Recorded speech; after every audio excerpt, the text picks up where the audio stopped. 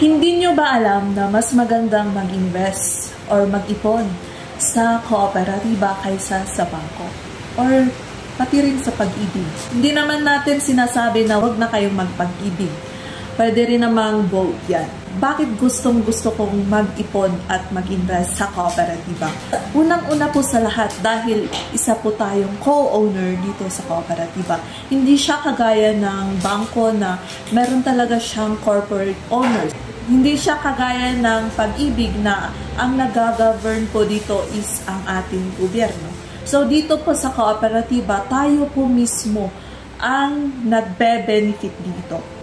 Paano nga ba tayo mamili ng kooperatiba na sasalihan natin? Unang-una sa lahat, punta po kayo sa Cooperative Development Authority or i-google nyo lang. Tapos, tignan nyo kung ano yung registered na kooperatiba sa inyong lugar. And then, kapag nakita or namili na po kayo kung ano ang gusto nyong pasukin na kooperatiba, is pangalawa, punta po kayo sa office nila. Mag-pre-membership education seminar po kayo. Bakit kailangan natin mag-PMES? Kasi dyan po kasi natin nakikita kung kumusta yung performance ng isang kooperatiba. Para din po sa ating mga nag-i-invest ito.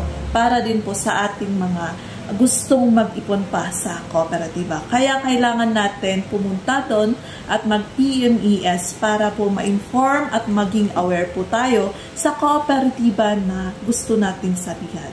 Pagkatapos po natin mag-PMES, mag-decide na po tayo kung gusto nating pasukin yan or hindi. At i-prepare na po natin yung capital na gusto nating ipasok dyan sa kooperatiba. Kapag na-prepare na po natin ang ating mga capital, pwede na po tayong mag-member po sa kanila.